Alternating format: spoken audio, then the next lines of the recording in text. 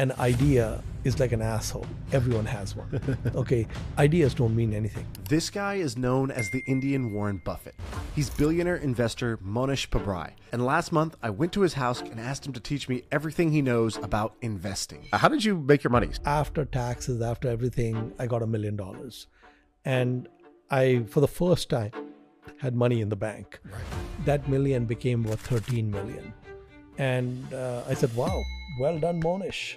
And so like a 70% a year compounded. How the hell were you getting these returns? I'm always looking at what is hated and unloved.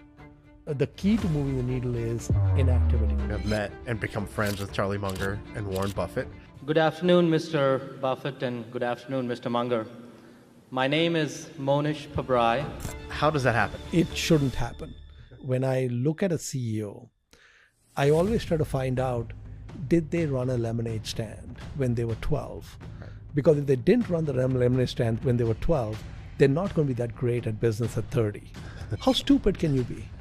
If you know the big picture, you can change the big picture. The most important thing in life is... Are you a fan of Bitcoin? Are you a believer? If you put a gun to my head, I would say... What do you think about Elon Musk? Elon is not human. If I said, what's the number one trait that makes a great investor, what comes to mind?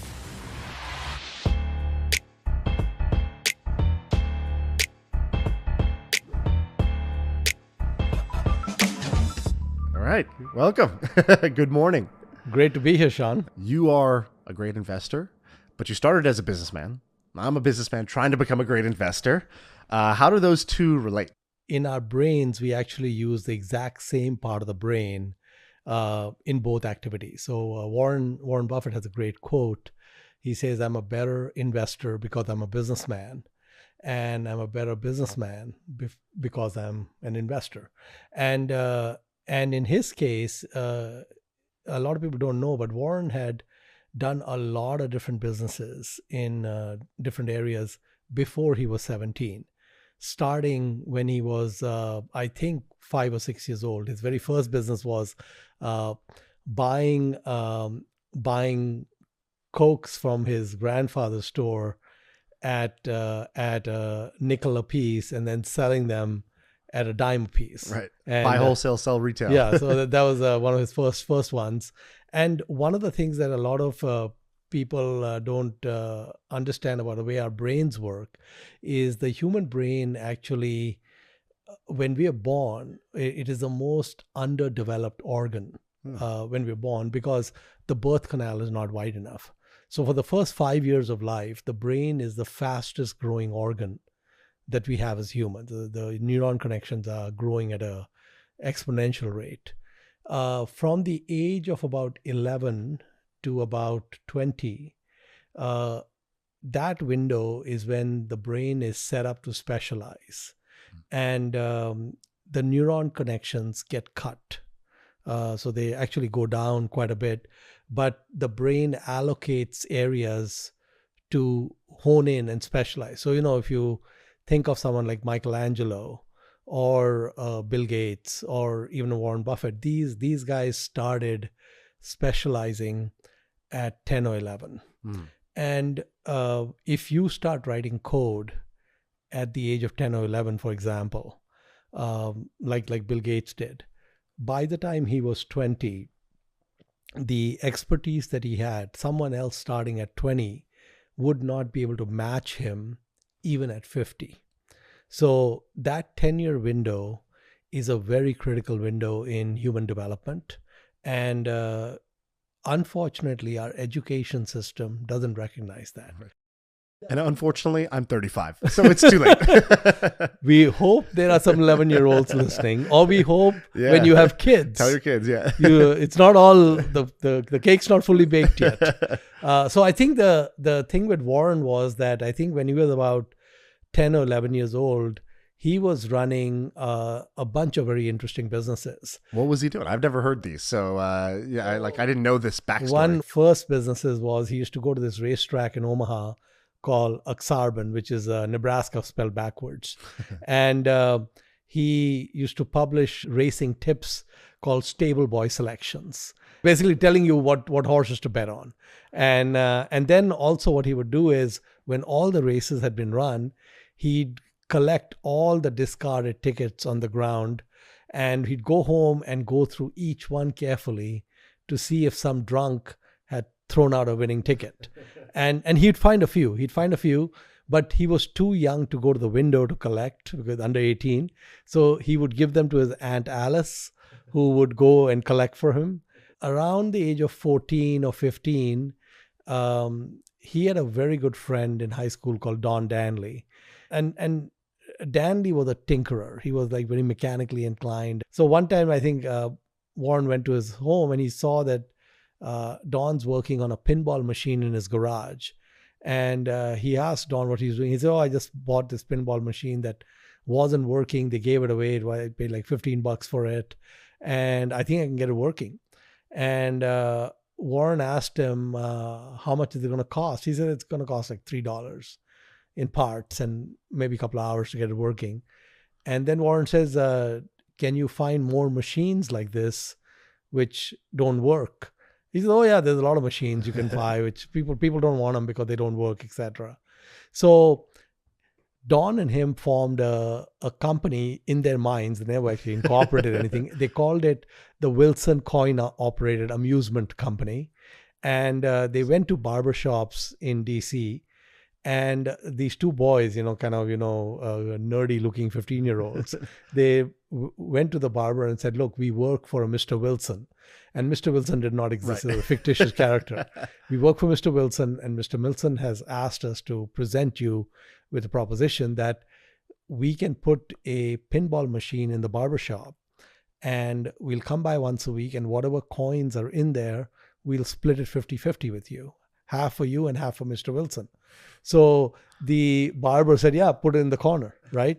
And so Warren got Danley busy fixing pinball machines, and the two of them would go on weekends and, get barbershops. Yeah, every week they're making some money. And so I think he had eventually something like 40 barbershops with these machines. And Warren said that the first week he went back to the first barbershop, he thought he died and went to heaven. So there was like $5 or $6 in there. And so their take was about like $3 on $18 of capital in 1 week. Right. And he just told Don, go as fast as you can. Danley, what are you doing right now? yeah, exactly.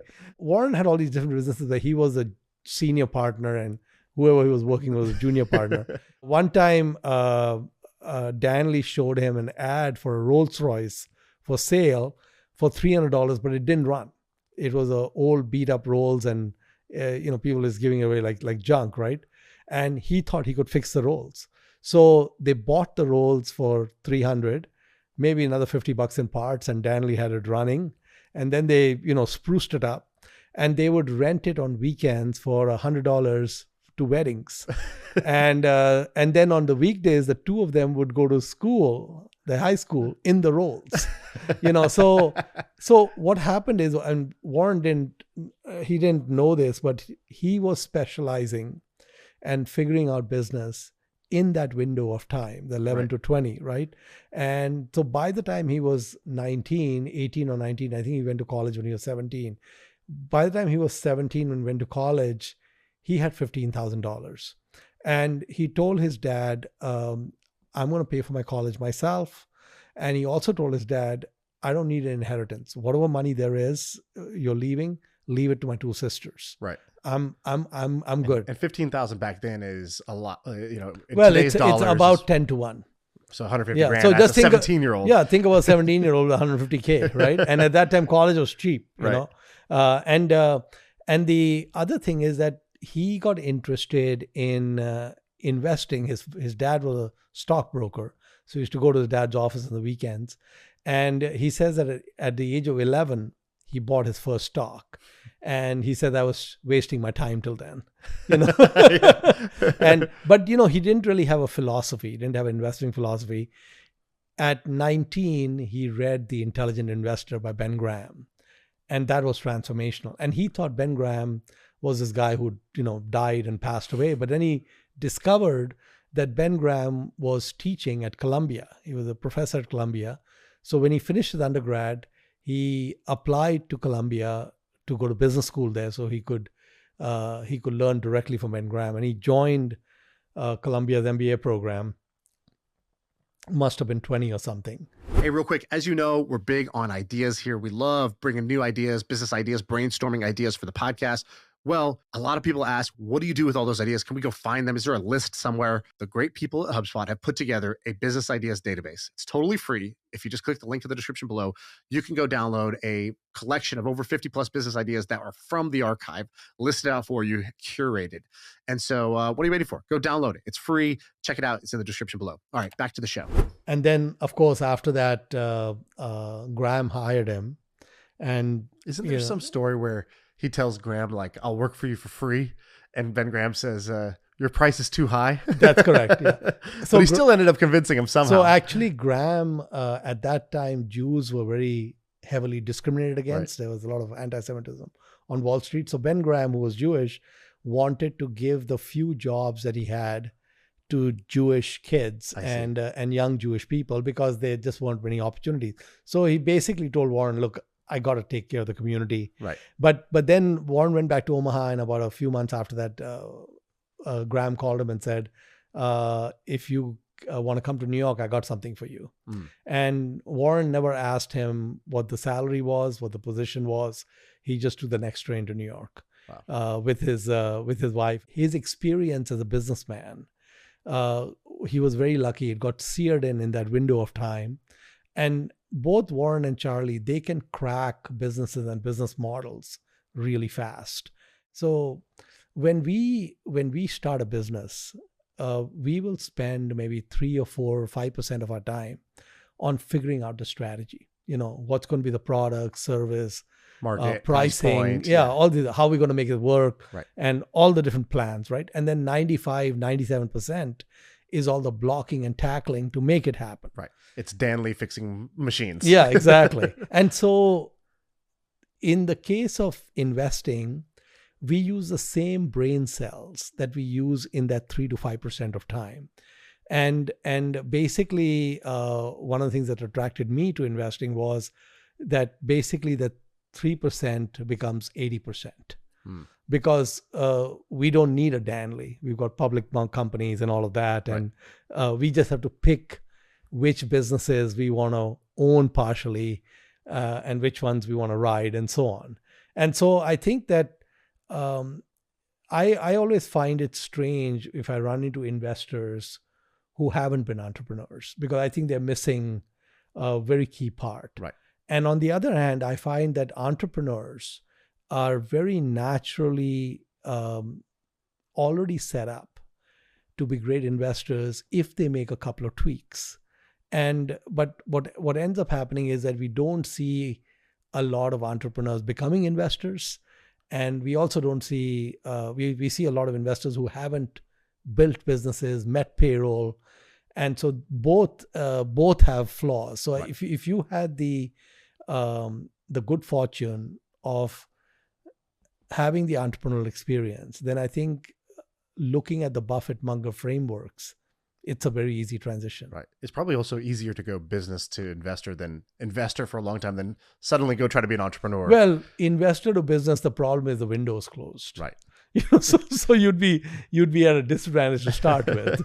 But yeah, the earlier you start on both endeavors, right, the better off you are. There's a great, I don't know if you've seen this, but I didn't know, like I always heard, okay, Warren and Charlie, great investors. I read the shareholder letters, and the shareholder letters are often, they're amazing, but they're very they're high level and they're philosophical in a way. Then you have, I saw this letter of Warren writing a letter to this, I think the CEO of See's Candy. I don't know if you've seen this, but it's a letter, and I expected it to be very, again, philosophical, amusing. Instead, he's like brass tacks right away. He's like, I went to the store and I have a few ideas for you. It is a very operational, tactical. I noticed this price point. I noticed this. And I was like, oh, he's a businessman. Like, he's just like, today we only think of him as one bucket, but actually he's got both gears. See's is a wonderful business. It taught them a lot. it taught them more than they ever thought they'd learn from a stupid candy business. Right. But one of the things Warren did when he first bought See's is he told the CEO, listen, you got free reign, run the business like you've been running and so on and so forth. But on December 26th, I'm going to set the prices for the next year. Okay. So he would sit down with the entire See's price list and he would bump all the prices by 10 or 15%. And inflation might have been 3%, right? And so he would raise prices significantly above inflation. And what he would observe is volumes went up. So, and then the year after that, he'd again bump it by another 10, 12%, and volume still went up. And so both him and Charlie were amazed that you could have a business where you're continuously raising prices significantly above the rate of inflation, and there's no resistance from the customer base to accepting those prices. And that's what gave them a huge lesson in brands. And, he was a dyed-in-the-wool, hardcore, deep value investor. It was really hard for them. They paid 3 times book value for See's. They were choking almost when they paid that amount. So I think they bought See's for like $25 million. Looking back, they could have paid $200 million, and it would have been would have been a good deal. Yeah, and See's has sent dividends to Berkshire in the billions. Wow. I mean, it's been about 50 years since the purchase, and billions of dollars have flown from See's to Berkshire, which has then been used to buy a whole plethora of other businesses. And if you look at their purchase of Coke, for example, they put a quarter of the entire book value of Berkshire Hathaway into Coke in 1988. If they had not bought See's, they would have never bought Coke. Right. So the lessons that they learned about branding and the power of brands is what led to the Coke investment, which was a much bigger home run. And they've made many more brand investments since then. Half the portfolio is an Apple right now, right? Yeah. So one of the best brands in the world. And I think Warren understood this notion of consumer behavior and how powerful brands can be, and how powerful habits can be, and then he went from there. So yeah, absolutely. And one of the interesting things about See's is that See's wasn't this fast grower. It wasn't they bought it and then sales exploded. But what I think the beauty of See's, if I remember correctly, is that it was just no additional capital had to go in, so everything was just free cash flow coming out. Yeah. And so See's is very much a California story, right? I mean, it was founded in California. Almost all the sales were in California. If you look at See's from the time they bought it till today, about 50 years, the unit volume has gone up on average 2% a year. Okay. California GDP, probably at least in the 70s, 80s, 90s, was going up about at least 4 or 5% a year. So they were actually, and part of that might have been the price increases. Right. Okay. But even with those heavy price increases, they still got the volume going up slightly. Yeah. But when you overlay that, you do 50 years of 10%. That's a very big number, right? And so See's is not cheap today, right? And now Warren was very excited about being the candy mogul of the world. So they tried really hard to send See's everywhere, right? I mean, they would open a store in Chicago and then fall flat on their face. Then they'd open in Arizona and they fall flat on the face. They repeatedly tried over and over and over again to broaden See's and expand it. And by and large, those efforts did not work. Even today, the bulk of the volumes of See's is in California, right? And so when the Coke investment came about, they found something very different than See's. They knew See's doesn't travel well, but they could look at more than 100-year history of Coke, and they knew Coke travels really well. There are 2 countries in the world where you can't get Coke, North Korea and Cuba. Okay. if they opened up to Coke in either of those two countries and Coke did not advertise at all, sales would take off. It's so embedded in the pop culture. So even in countries and places where they've never done any branding before, people in Pakistan or India or Bangladesh, they're having Indian food with a Coke. Right. So it's ubiquitous. And that did not exist with See's Candy. It wasn't ubiquitous. And Warren understood you can't consume infinite amounts of candy. There's an aftertaste and all that. Coke, you can actually consume a lot of. Right. There's no, what does he call it? Taste memory? There's no aftertaste. Yeah. Yeah, that's right. So I think, like I said, I think they move from being hardcore, quantitative, deep value guys to actually understanding a lot of nuances of brands and consumer behavior, which was very fundamental to how and why Berkshire did so well. So you talked about specializing kind of that 11 to 20 years old-ish window. Yeah.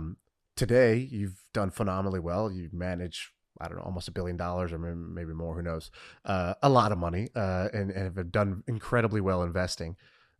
Did you do that when you were 11 to 20 or were you a late bloomer? So, no, actually, it was just dumb luck. A lot of things in my life have been dumb luck.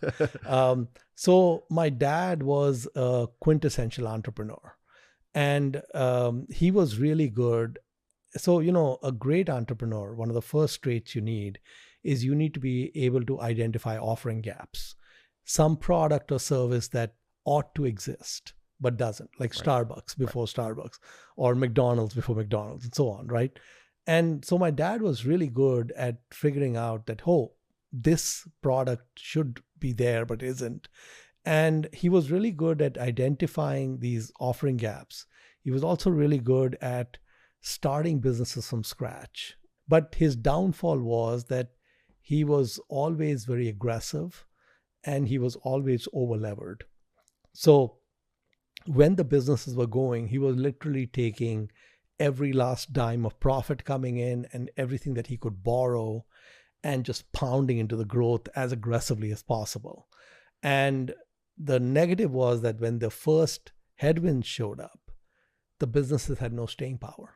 And so they would run into trouble. So my brother and I think after we were like maybe 9 or 10 years old, we were like his board of directors.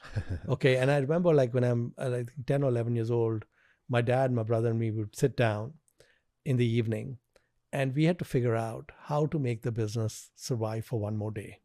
So all the walls were caving in. There were everything going bad and there were a lot of moving parts. And we put our heads together and we'd try to figure out how to make it last, right? And then we'd make it past the one day.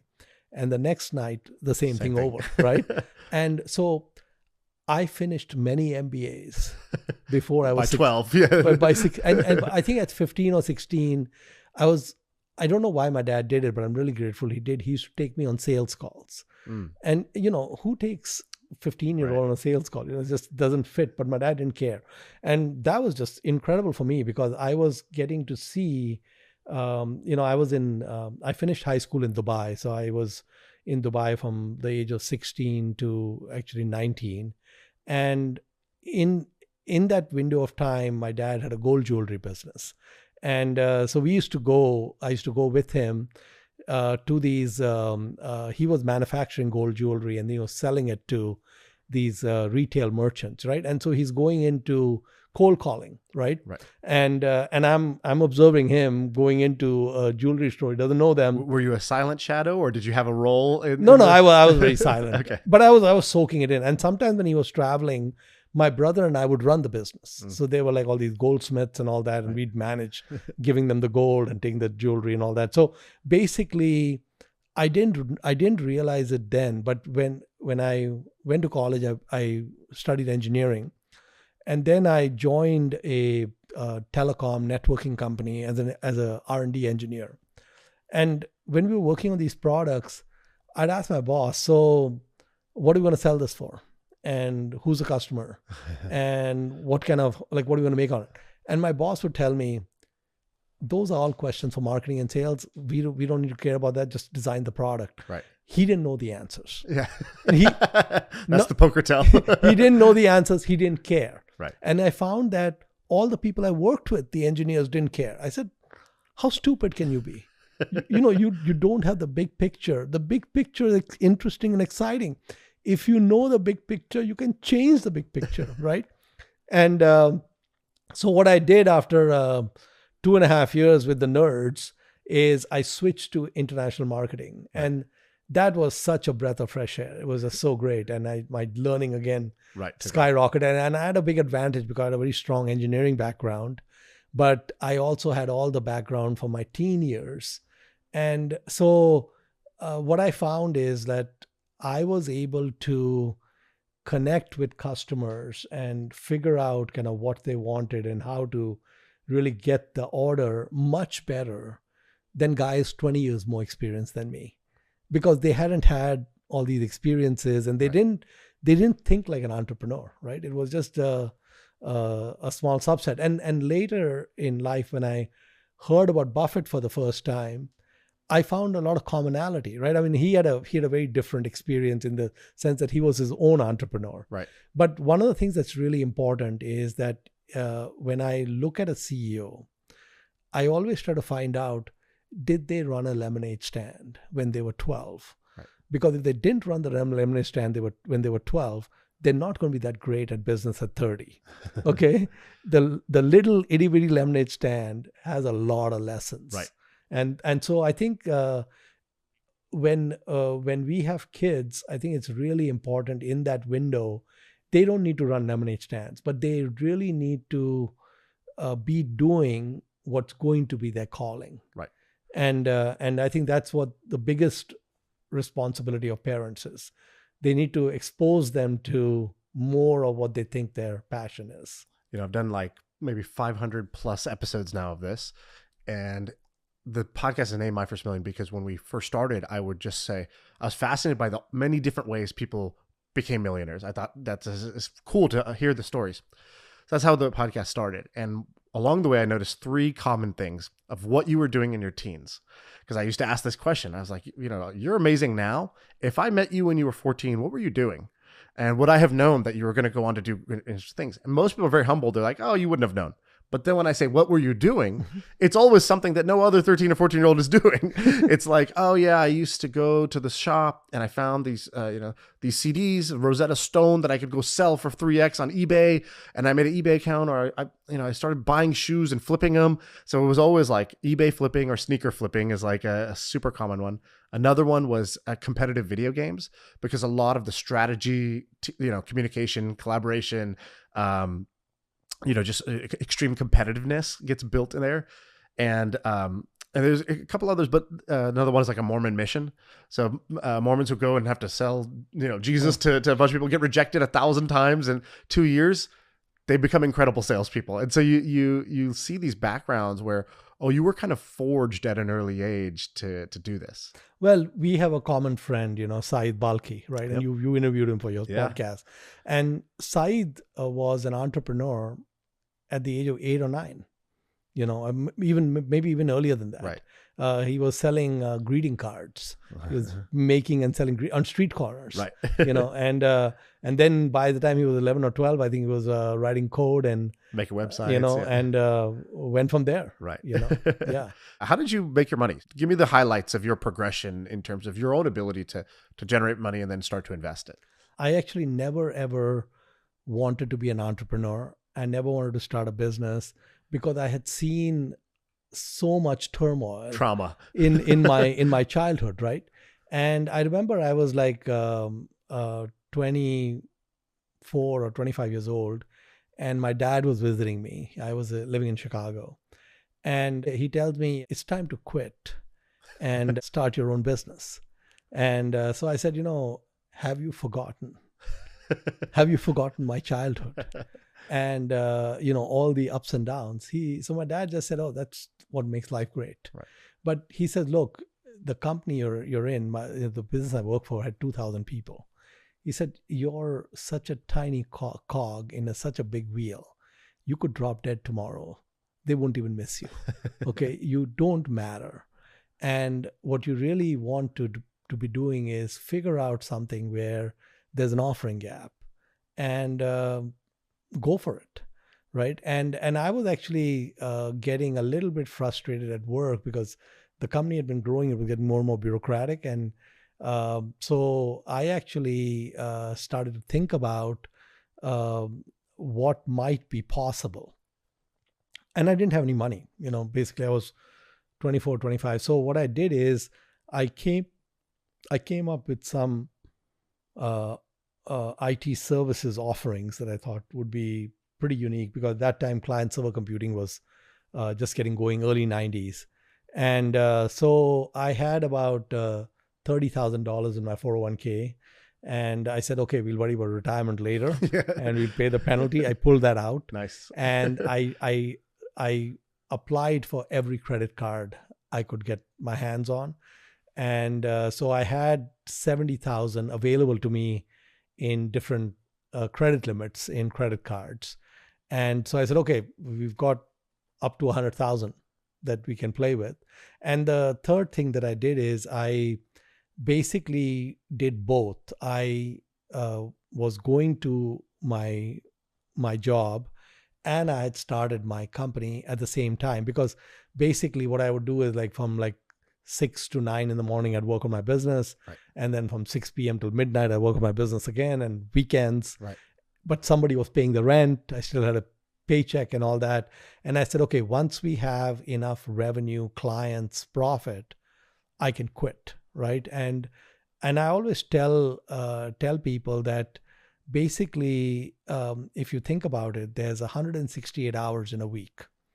Your employer needs you for 40, right? And if you live close to work or work remote, the commute time is not that much. And even if you take out time for eating, sleeping, everything else, you have at least another 40, 50 hours that you can engage on something other than work. Right. And I used to always get great reviews. When I was starting my business, I said, okay, look, the plan is to not get fired. The plan is not to be employee of the year. Okay? Right. I don't need to overshoot. So I said, I'm going to give them just enough. So I'm just above firing level, right. Where it's not so bad that they call me in and terminate me. I need to be above that. Okay. And I did this over 9 months, and then I had clients, revenue and all that. And I went into my boss and his boss and I resigned. Right. And they said, Mohnish, we really couldn't figure out last 9 months, you checked out. I said, exactly. I said, my goal was to just do enough so I didn't get fired. But she said, yeah, we saw a big drop in the old Mohnish and the new Mohnish, and we talked about it. And we actually said, it's not so bad that we would fire him, but there's something off. Right. We couldn't figure it out. Right. And then, so I explained to them, I was going into a business, my own business was not competitive with theirs. Yeah. And so they said, look, when your business fails, not if your business fails, when your business fails, you can come back. We're going to give you more money. We're going to promote you, and you're going to do great. So I said, my plan was that if I failed, when I was going to my business, if I failed, I said, look, I got my degree. I can look for a job. I can apply for personal bankruptcy, clean everything off, and start over, right? I said, this is even better. I don't have to look for a job. Right. I get more money, right? And so I actually felt like people think people have a false mental model. People think entrepreneurs take risk. Entrepreneurs do not take risk. They do everything in their power to minimize risk. If you think about Buffett's pinball machine business, what was the risk those two 14-year-olds, Squanny's 14-year-olds took? Nothing. Okay, it's $15 in a pinball machine, which they could use themselves. Right. Worst case scenario. $3 in parts. So the second pinball machine will only get bought when the first one's already producing cash. Right. And the third one after the second one. So basically, there's no risk, right? If it fails, they sell those machines for more than they bought them for. Entrepreneurs are actually great risk reducers. They start with something that seems risky, but so that's the other thing that is a commonality between entrepreneurs and value investors, which is why the same brain cells get used. Both are trying to minimize risk. We as value investors want to go low risk, high return. And great entrepreneurs, that's exactly what they're doing. They're going low risk, high return. Right. Nobody is doing high risk, high return. So if you look at the United States, probably around 1 million businesses, more than 1 million businesses a year get formed in the United States. Venture-backed businesses are much less than even 1% of that pie. Might be in most years less than 1/10 of 1%, right? So if there was no venture capital and no venture-backed businesses, it would make no difference to the landscape. Okay, we'd still have the 1 million businesses being formed. Venture-backed businesses are a different animal because they are high risk, high return, right? What the VC wants you to do, the VC's got 10 bets. He doesn't care whether your bet works or not. He just wants one of those 10 to work. Yeah. So he wants you to step on the gas as aggressively as possible. If you blow up, you blow up, right? When you're an entrepreneur who's not venture-backed, that is not how you go. You don't put just, foot on the gas. Right. You're very careful about downside protection. So what happened even with some of the big entrepreneurs, Richard Branson, oh yeah, I think is people see him as this free, risk taker, reckless sort of guy. But you've pointed out that that's not true about Richard Branson in this case. One of the stories I love about Branson is when he had the idea to start Virgin Atlantic Airline, right? The minimum that you need to start transatlantic service is a Boeing 747. Okay? It's a couple of $100 million, right? And Branson got Virgin Atlantic off the ground with no money. So what he did is he calls directory assistance in the United States, 555-1212, in Seattle, 206-555-1212, asks for the number for Boeing. Okay, gets the number for Boeing, calls the main switchboard and says, I'd like to lease a 747 that you guys might have hanging around that you're not using. They hang up on him. Right. Okay, he keeps calling them. And finally, the lady at the switchboard says, let me transfer you to someone who can get rid of you properly, right? So she transfers him to someone who's head of commercial sales. And so this guy tells him, listen, Mr. Branson, in every country, we have one customer. And you are not the customer. In the UK, it's British Airways. And so therefore, there's nothing to talk about. So Richard tells him, listen, I agree with you, that's fine, but just humor me for a second. Do you have an old Boeing 747 lying around that you're not using? And he says, yeah, actually we do. And if one of your customers, like the one in the UK called you, like British Airways called you, and they wanted a plane, what would you lease it for? So he says, well, I really don't need to have this conversation, but we would lease it for about $200,000 a month. Okay, $200,000 or $300,000 a month. And Branson was able to convince Boeing to lease him that 747 because it was sitting and doing nothing. Right. Then when he set up Virgin Atlantic, he said, you get paid for all the future flights in advance because people buy tickets.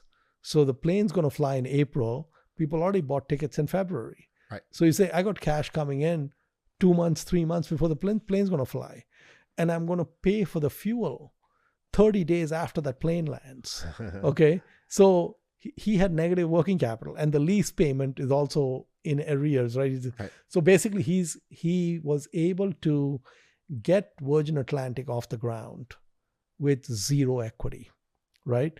Now, the way I look at it is that if you can start an airline with no money, you can start any business with no money. Right. Okay. You just have to replace capital with creative thinking, right? How is it possible that 0.1% of the population owns almost 70% of all the motels in America?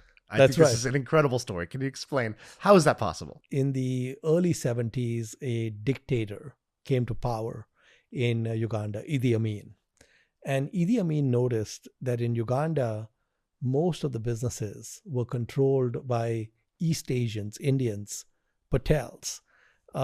They control like 80% of the economy. And these Patels had come to Uganda. They were brought to Uganda about 100 years ago to work on the railroad almost as slaves, right? But because they're natural entrepreneurs, they went from railroad builders to eventually owning and controlling his whole economy. Right. And he was pissed. So Idi Amin said, Africa is for Africans and you guys are not Africans. And these Patels had been in Uganda for 3 or 4 generations. That was their home. They were Ugandan citizens, born and raised, right? And what he did is he nationalized all their businesses and he threw them out of the country. Which just means took their businesses, right? He just took them. Yeah, he basically confiscated not their businesses, homes, everything, confiscated all the assets. And he told them, you got 90 days to leave the country. Wow. So these Patels in Uganda were stateless. Okay, you're being thrown out. You're a citizen of a country. The country's throwing you out, right? And they lost all their money. So they were able to convert a very little small sliver of their assets into gold. And the United States took some Patels as refugees. The UK took them. Canada took them. India, surprisingly, refused to take the Patels, refused to recognize the Patels had any right to return to India because they said, you haven't been here for 100 years. And India was at that time dealing with the Bangladesh refugee crisis, so it couldn't deal with anything more. But a small number of Patels, a few thousand of them, came into the United States in the early 70s, the refugees. They didn't have skills there where they could get great jobs. They spoke English with a funny accent. And they realized that, look, if we buy a really small motel, 10, 12, 14 room motel, the family can live in 1 or 2 rooms. Motels are labor intensive. Right. The family can do all the work. It's a job and a house together. Yeah. So basically cooking, cleaning, front desk, laundry. And so what they started doing is they would buy these motels and basically fire all the staff and move into 2 of the rooms. And because they had no costs, they were able to charge nightly rates that were lower than all the neighboring motels. So what would happen is that the Patel-owned motel would be running 100% occupancy. The other motels couldn't match that rate because they'd lose money, right? Because they had staff and workers' comp and staff and all that stuff, right? And what the Patels started to do, and Patels were very frugal. They basically were vegetarians. At that time in the US, if you were vegetarian, you were really hosed. You couldn't really eat out anywhere. So they were forced to just cook themselves, which was cheap, right? So there wasn't much of a grocery bill. And what they started doing is, as their nephew came of age, for example, they would help him out to buy his own motel, right? And then the nephew would get that going, and then the next one. And you run this for 50 years, and you end up with 70% of the motels in the country under Patel ownership. Not only that, they've actually gone upmarket now. So a lot of the Hiltons, Marriotts, Westons, if you really look, you'll find it's under Patel ownership, right? Same math. They always are very good operators. And then they went into 7-Eleven, laundromats, Dunkin' Donuts, all of it, you name it. And but bottom line was that these were entrepreneurs that were low-cost producers, right? Low-cost producers have an inherent advantage. And I remember when I first met Charlie, he had read my book, and we were discussing the Patels. He says, yeah, I got some friends in the motel business. I just tell them, don't ever try to compete with a Patel. If you ever find yourself in competition with a Patel, just find another game to play. Just move on. It's not worth it. So you said you met Charlie. That's got to be kind of a surreal thing for you to have met and become friends with Charlie Munger and Warren Buffett. How does that happen? How does that come about? It shouldn't happen. I was this scrawny kid who grew up in the suburbs of Mumbai, and I accidentally heard of Warren Buffett in the mid 90s, and it was a big aha moment for me. At that time, I was lucky. The first couple of biographies on him had come out. And what I realized is when I read about how Warren was investing, I said, all these models are the same models that an entrepreneur uses. It's the same. Exactly what I was saying, that, better businessman because I'm an entrepreneur and vice versa. So I said, but the big advantage he seems to have is that 4% of time of strategy is 80% time for him. And even in the business I had created, the IT business, which had grown and scaled, I always enjoyed the 4% more. I was strategy, the figuring I was out. happy doing sales calls and building teams and all that. That was great. Do it once. I said, wow, if I go into investing, it would be 80% of my time because there's no blocking and tackling. Someone else is doing that. And so for me, that was a big aha moment that I should switch. I was lucky in the mid 90s, someone bought a small portion of my business. After taxes, after everything, I got $1 million. And I, for the first time, had money in the bank. Right. And I didn't really need the million, right? So I said, okay, what we're going to do is we're going to take this million, we're going to invest in the public markets, and we're going to find out if we can actually do this. An idea is like an asshole. Everyone has one. Okay. Ideas don't mean anything, right? So you really have to execute. It's really execution on the idea that has value. Entrepreneurs get kind of hung up on, I need to get a patent and all that. One of the things you have to understand is you can go to your most direct competitors. You can tell them all your trade secrets. They will listen to you really carefully and they will not change behavior. Okay. So you don't need patents for anything.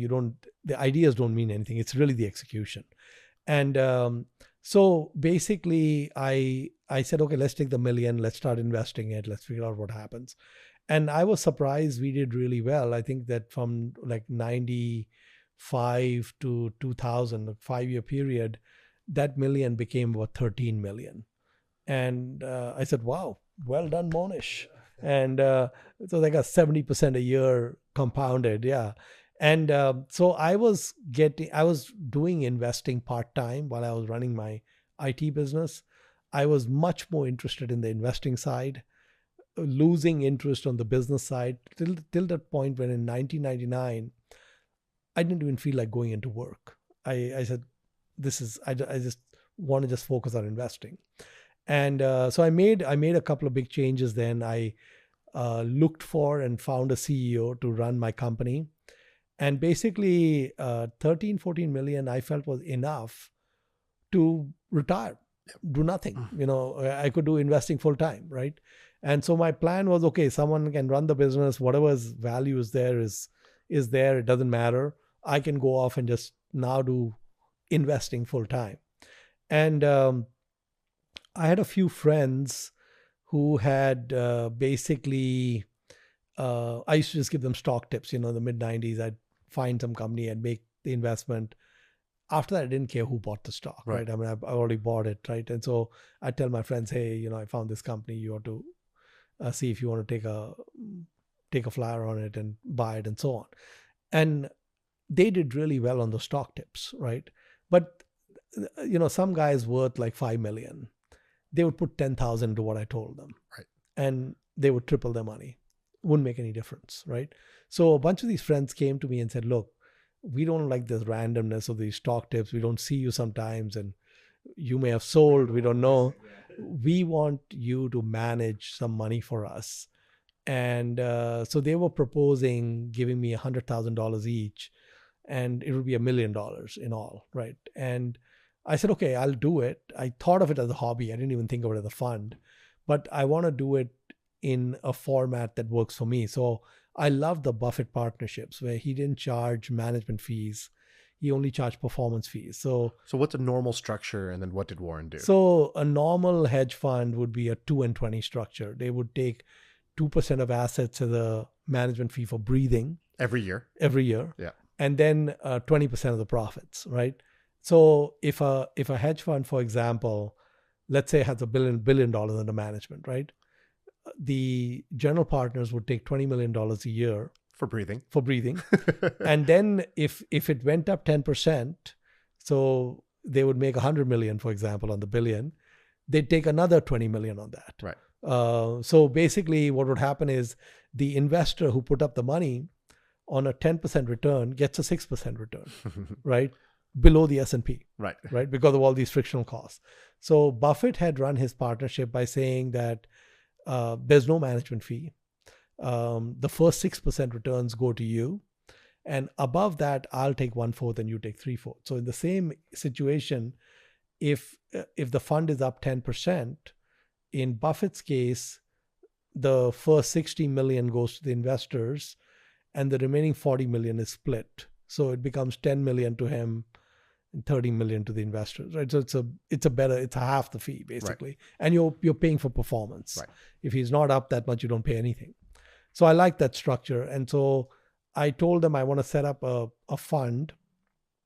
So it's all legal and we will do it with that structure. They really didn't care what structure it was.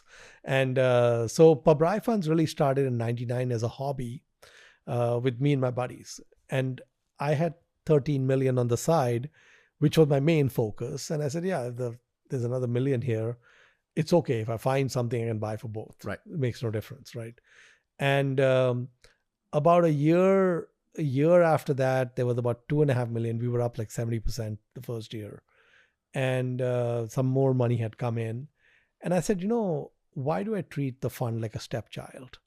Why don't I think of it like a real business? And why don't I basically grow and scale it like a real business? And so I started to do that. And Pabrai Funds, we had a very good run for the first 8 or 9 years. I think we were doing like mid-30s a year on average, no down years.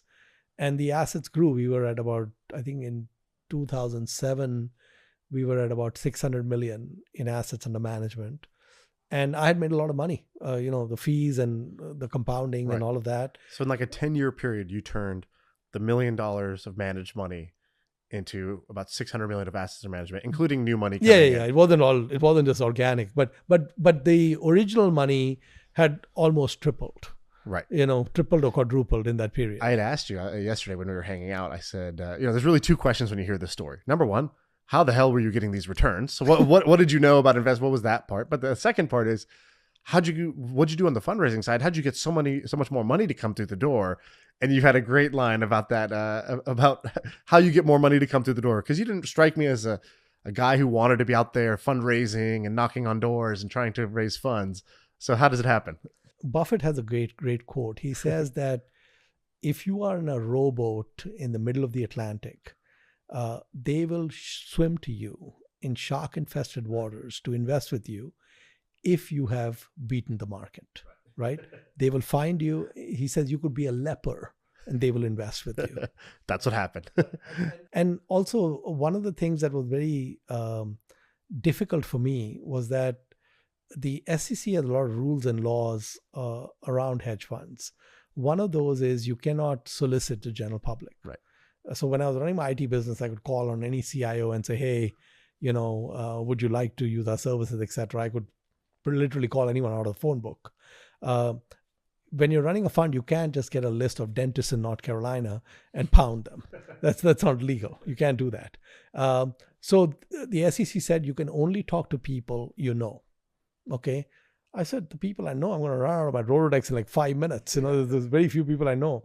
So what I did is I started to meet my investors once a year for an annual meeting where I would give them their results and take their questions and all of that. And I told them, listen, there was one reason and one reason alone you were put on planet Earth. And that is to bring assets to Pabrai Funds. Okay. Humans are always looking for a calling. they are looking for some cult leader to follow and be part of a cult. Okay. So you gave them one. So yeah, they were wandering in the wilderness. They needed purpose. Okay. So I said, here's what you need to do. You need to go talk to your friends and family because I can't talk to them. The SEC won't let me talk to them. You can talk to them. Okay. You talk to them. You tell them about me. You tell them to contact me. Once they contact me, I can engage with them. Okay. So go out and spread the word. Okay. And send me more of your assets too. Okay. So basically like I said, I started with $1 million. A year later, it's $2.5 million. 2 years later, it's $10 million. And it's growing, and part of it was that the annual returns are adding, but part of it was that, so I had 8 investors when I started. A year later, there were 17, and 2 years later, there were 25. So now I had an audience of 25 to proselytize and spread the word, and of course the results. Now, the other thing that was happening is that when I started the funds in 1999, we were 9 months away from the biggest bubble about to burst that had happened in decades, the dot-com bubble, right? And I was able to see the bubble not very much in advance of the rest of the world, maybe just 2 or 3 months ahead. I knew the internet was transformational, but I also knew that the euphoria was too much. We had pets.com trading at multi-billion-dollar valuations with no revenues, right? I mean, it was just common to have a lot of companies. People were counting eyeballs. They're not counting dollars, and they're not looking at net income. They're not even looking at revenue. They're just looking at eyeballs, right? And so I said, okay, this is bad news. It will blow at some point. The bubble's gonna burst. I didn't know when. So I had always been a tech investor from like the mid 90s, and I had done really well. Tech had a great run from 95 to 2000. It had just done really well, and I'd ridden that coattail. But what I did in 99 when the fund started, and also with my own capital, is I did a 180. I switched completely to classic Ben Graham deep value, what Buffett had started doing in the 50s. And one of the things that was happening in the equity markets at that time was the day the NASDAQ peaked, I think March 8th or March 9th, 2000, was the day that Berkshire hit a multi-year low. And literally people were pulling money out of their Berkshire stock and buying pets.com, right? I mean, then that goes to zero eventually. And so I said, okay, basically there's a lot of basic businesses that had become really cheap because nobody was interested. So I was buying funeral homes at 2 times earnings. I'm buying steel companies at 3 times earnings.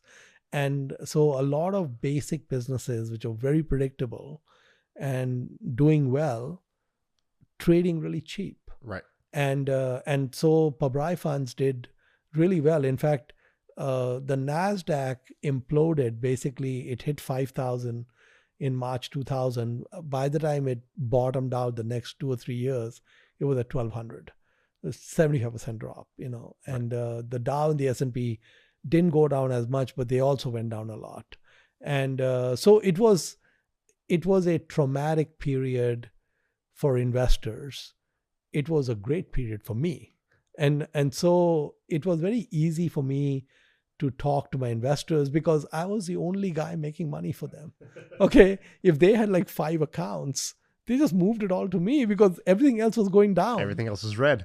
And so that's how we got going. So in 2007, I think my net worth at that time was like 84 million. And Warren had been running these charity lunch auctions where once a year you could bid on eBay to have lunch with Warren Buffett, and the money would go to the Glide Foundation, which was doing, feeding the homeless and all that in San Francisco. So I said, I am using this guy's intellectual property. I'm making all this money off him. I really have a big tuition bill I need to pay. So I said, the lunch is a great way to do that. I said, I can bid for the lunch and I'll meet Warren. I'll be able to thank him in person, and it goes to a cause that he supports. So I thought about it. It's okay, 84 million. What's an appropriate tuition bill? I said 2 million is good. I think if I gave him 2 million, I'd feel good about that, right? So I said, okay, I decided in 2007 I was going to bid for that lunch, and I decided I would go up to $2 million.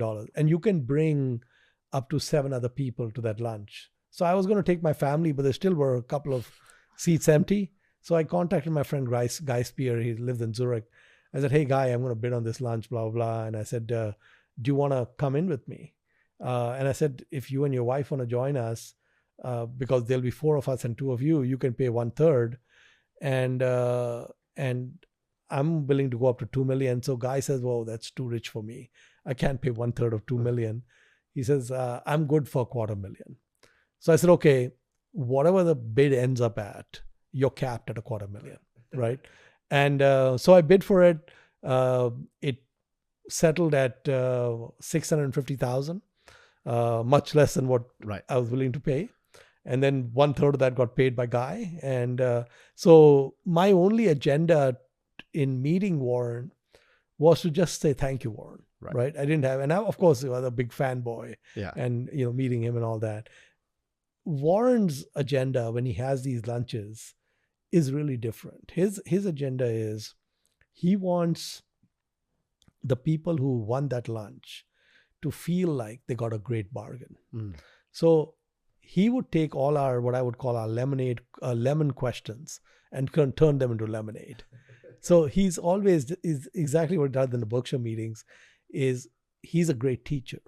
And so he was trying to give as much value as he could in that lunch. And like he told us when we met him, he said, look, I got nothing going on all afternoon, right? So when you guys are sick and tired of me, you just let me know and I'll leave, right? We kept asking him questions for 3 hours and then we were exhausted. And so we said, Warren, we just don't have anything else to ask you. He said, okay, I'll take off, no problem.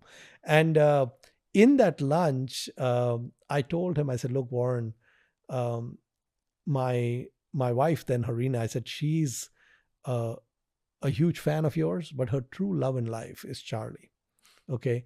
And Warren got competitive. He said, Charlie is a very boring guy. He's a very kind of pessimistic, always says no to everything. I'm the guy who's really interesting.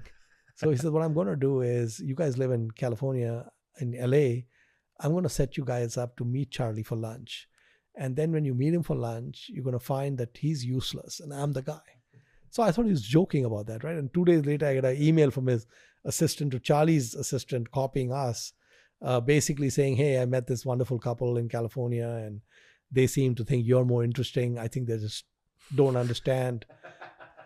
So I want them to meet you so we can set the record straight, right? And so this is really what he was saying. This is exactly what he said in the email, right? Was he joking or was he not joking? And then Charlie's assistant sets us up to meet Charlie for lunch. Now, Warren, you can bribe and have lunch with, okay? Charlie, there's no bribing. This is great. And so we met Charlie, my wife and I, we met Charlie in 2008 at the California Club in LA.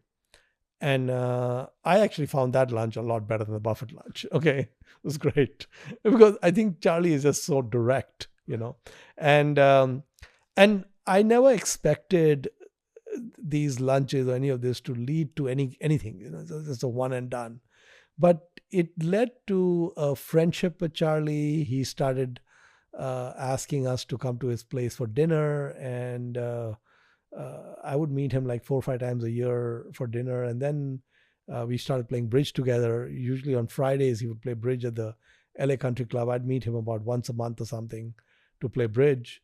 And that used to be lunch and then about 4 or 5 hours of bridge after that. So it was a wonderful, deep friendship for 15 years. Which was unexpected, Right. Just never expected that. So let's go back to the lunch. You asked him questions for 3 hours. Yeah. What were the interesting questions and answers? I know you've said one that I want to hear you explain because I didn't fully, I've heard the tidbit, but I want to hear the full story, which was, he said something about being a harsh grader of people. Yes. What does that mean? Well, I told Warren, I said, Warren, you are, both you and Charlie are such good judges of humans and human nature. Were you always that good at figuring people out? So he says to me, Monish, you're mistaken. I am useless at figuring people out.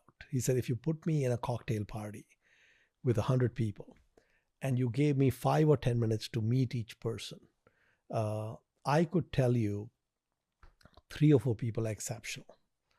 And I could tell you 3 or 4 people you want nothing to do with.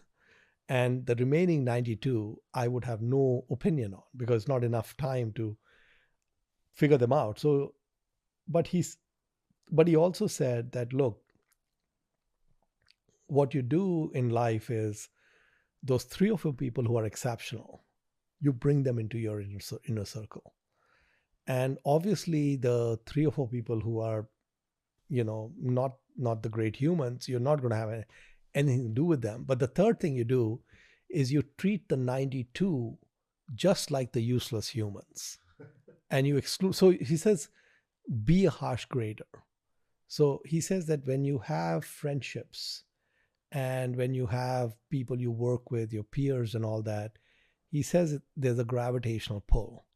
If you hang out with people better than you, you're going to get better. If you hang out with people worse than you, you're going to get worse. So he said that one of the things that most humans are not willing to do is loyalties get in the way for them, right? So they may have a friend who's kind of weird or quirky or has ethical issues, but they've had a long friendship. So they'll keep that person going with them. That has detrimental impacts. So basically, I really took that to heart. And I said that I'm really going to try to see if I can focus on the great relationships, the great people. And that's actually been a journey I've been on now for 16, 17 years. It's been tremendous. It's great. Now it's unfair, right? Because you're treating the unknown the same as the useless people. Right. But that's the way life is. I think that sometimes you have to make these difficult choices because if you don't do that, then the impact of that is significantly negative. And one of the things I realized when I started to get to know Charlie, I got to meet Charlie's friends. So I would play bridge with his friends, I'd meet his friends. And what I realized is his friends were so off the charts. They were so exceptional. I said, wow, this is like a different world, right? And I said, I'm going to take a shortcut. I'm going to make Charlie's friends my friends because he's already done all the work. He did the filtering. Can't get a better filter than Charlie Munger, right? And so I worked on building relationships with Charlie's friends and some of his family, and that's been beautiful. I mean, some just great friendships. And I realized that there's such a huge delta in off the charts top 0.1%, top 1% of humans and the rest. And we talked about this. Adam Grant wrote this wonderful book, Give and Take, right? And he categorizes people in 3 buckets, right? The givers, the takers, and the matchers, right? Now the takers you don't want anything to do with. They're just going to want to extract whatever they can from you. So they're just not people you want to have in your life. The givers are people who are selflessly trying to help the planet, not really concerned about what comes back to them, right? Those are the ones you want to be with. And then the matchers, they're kind of doing math in their heads. Oh, Sean did this for me, so I'm going to do something similar for him. They're kind of, and so even the matchers aren't that great. So what you really want to do is you want to seek out the givers. And more important than that is you want to be a giver. Right. And so the interesting thing that he pointed out in that book is that when you're a giver, the universe conspires to help you. And I found it magical how, and Warren and Charlie are great examples of givers. Everyone's trying to help them in any way they can. And so that's the funny thing is that the matchers who are trying to do this, equalization, they end up losing. The best way to get the most is not ask for anything. It'll all come to you. Right. And so these are wonderful models to incorporate. Yeah, there's even some game theory with that, which is the cost of excluding somebody who might be good or might be great is actually quite low to you, but the cost of accidentally including somebody who might have some toxicity, Yes. or it's quite costly to you. And Yes. so, I think even in investments, he has the good pile and then the too hard pile.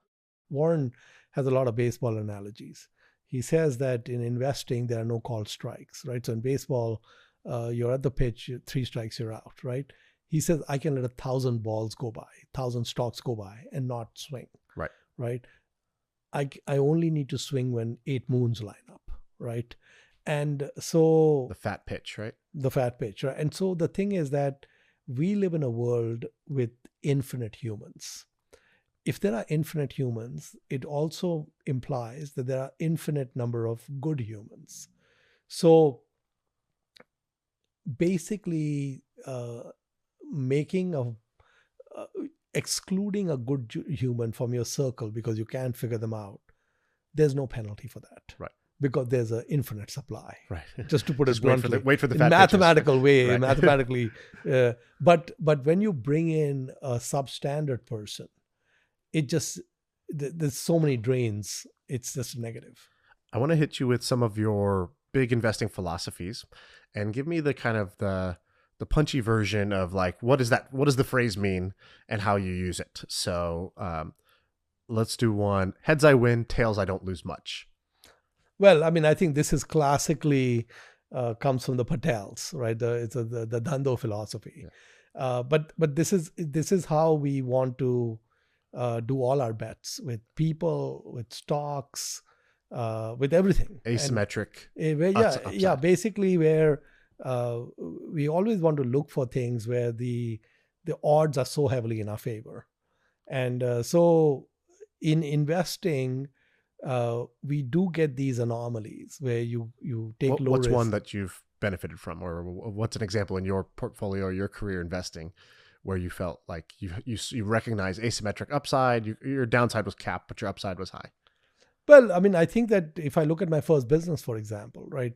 I mean, I'm taking 30,000 from my 401k, which I can make up.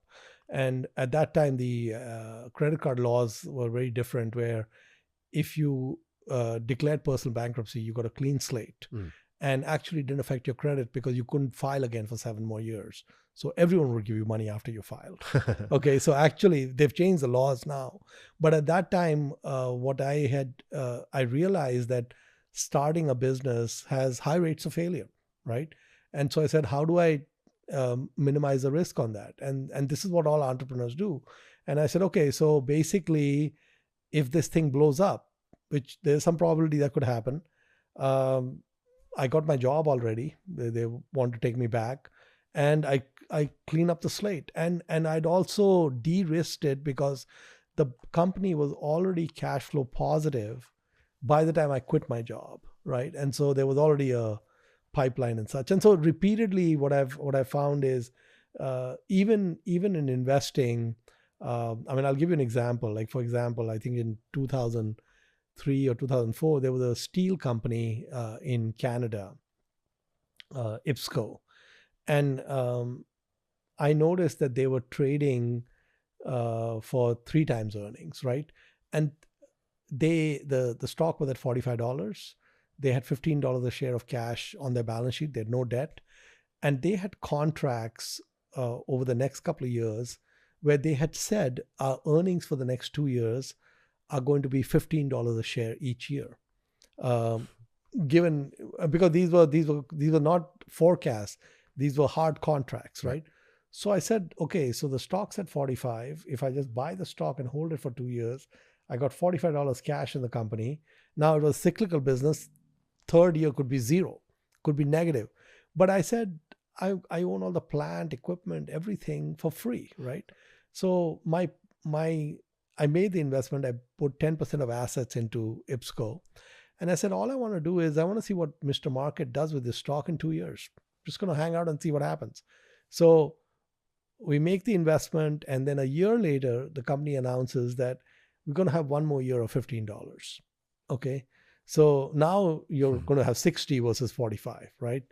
And by now, the stock has kind of gone up and it's sitting at about $90, double in 1 year. So I said, okay, it's still a very cyclical business. Maybe we should take our chips off the table. And while I'm thinking about all that, one day I wake up and the stock's at 155.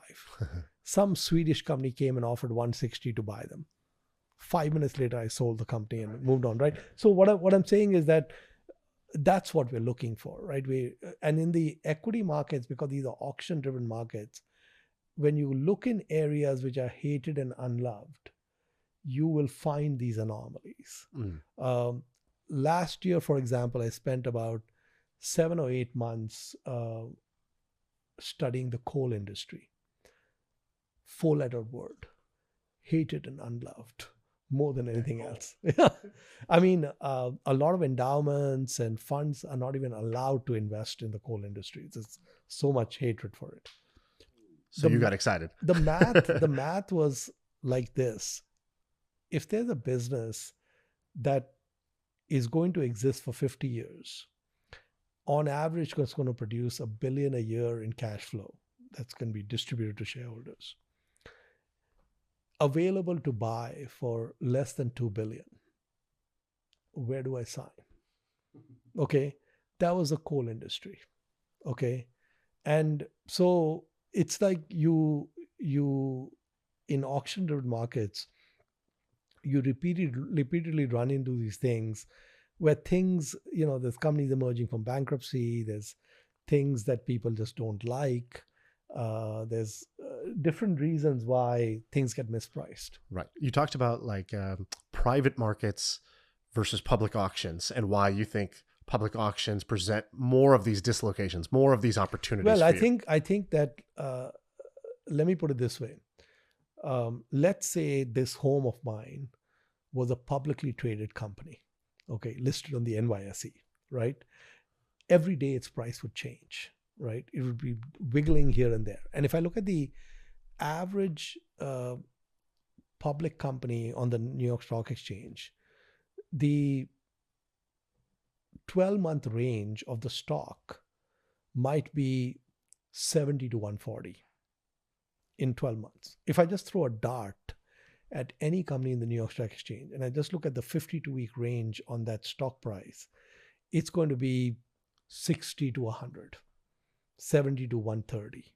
So like a 50% swing. It's a big swing, right? Yeah. My home, which maybe might go up 4% in a year, or in a good year maybe 3%, would be vacillating in value. It would be sometimes trading 20-30% more than it's worth, and sometimes trading 20-30% less than it's worth. And if I had a realtor friend and I said to him, listen, can I call you every day and just tell me what my house is worth? The guy would think I was stupid. But I would call him on Monday and say, hey, what's my house worth? He'd say, oh, it's worth $2 million. I said, oh, thank you. I call him the next day. He said, still worth $2 million. Okay. Third day, he said, listen, idiot, it's $2 million. Okay. And after a month, he would tell me, oh, it's moved to $2,030,000. Okay. And then again, he would be at $2,030,000 for a while. Okay. It wouldn't move because it's an intelligent buyer facing an intelligent seller. And so you're not typically going to get a company like IPSCO available as the whole company for the price you can buy some shares. Right. Because the whole company, there's an intelligent guy. The Swedish company paid 4 times that price to buy the company, right? And so that's just the nature of, so reason I've always liked public markets is because there is so much irrationality. And if you're just willing to be patient, in a year, if I can make 2 good investments, it's a good year. Okay, so we don't need a lot of activity. Right. We just need to be patient and wait for the times when something weird is causing a mispricing. Right. So let me ask you a few questions. So number one, in your opinion, should somebody just buy the index, low-cost index fund, or actively invest?